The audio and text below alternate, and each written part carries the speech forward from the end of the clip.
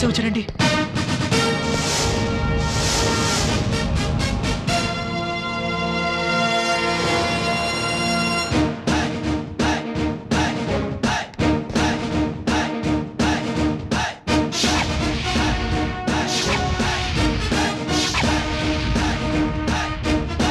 ఏమయ్యా లే, కుంభకర్ణిలా పడుకోవడం కాదు, అపార్ట్మెంట్ దొంగలు పడ్డారు, లేచి వెళ్ళవే.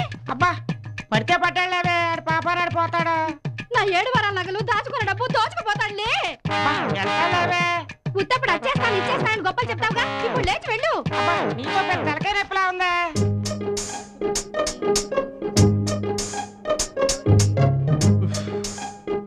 ఏరయ్యా పోలీసులు వచ్చేస్తున్నారు అన్నావు, ఏరి?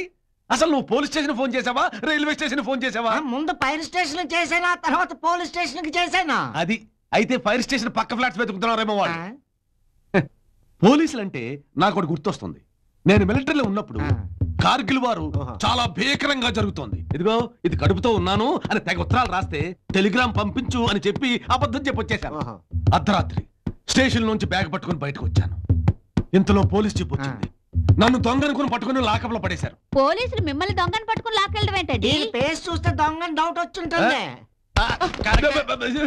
Sister sorry. ఏంటి సారీ? అర్ధరాత్రి నీకెవడ అప్పిచ్చాడు? అప్పివ్వలేదు, స్తంభానికి ఎవడో దాక్కున్నాడు. నేను ఇక్కడ దాక్కున్నాడు చెప్పబోతే డబ్బులు ఇస్తా అన్నాడు. అన్నాను, ఇచ్చాడు. ఆడెవడో నాకు తగిలినా బాగున్నా. ఇప్పుడు నువ్వు వెళ్తే స్తంభం తగులుతుంది. వాడే దొంగ ఉంటాడేమో. చూసారా డబ్బు తీసుకుని దొంగను వదిలేశాడు. ఇలాంటి తప్పుడు వ్యక్తి మన అపార్ట్మెంట్ లో ఉండడం తప్పే కదా. వాటర్ ట్యాంక్ అన్న పెద్ద వాటర్ ట్యాంక్ ఏంటండి? కూర్చో.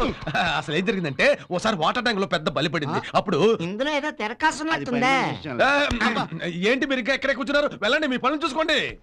లే కూర్చోండి సుబ్రహ్మణ్యం గారు, మీకు యథార్థ స్టోరీ. ఏంటయ్యా స్టోరీ చెప్పేది? అసలు నీ ఎవడే ఎక్కడ రమ్మంది?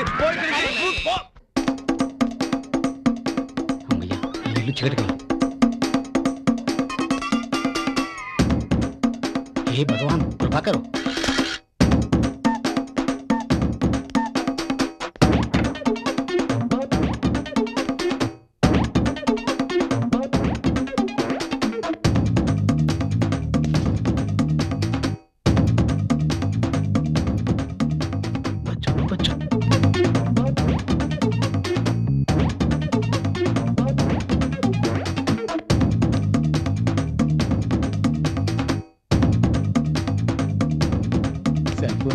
డబ్బులు లక్కీ డే.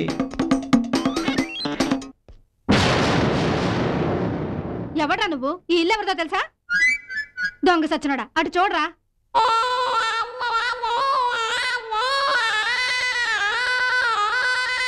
ఆయనే పెద్ద దొంగ, ఆయనేంటో దొంగతనం చేయడానికి వచ్చావా? నన్ను క్షమించమ్మా, ఆ మహానుభావుడు ఇల్లని తెలియకొచ్చాను. ఇప్పుడు ఆయన ఏ గెటప్ లో దొంగతనం చేస్తున్నారో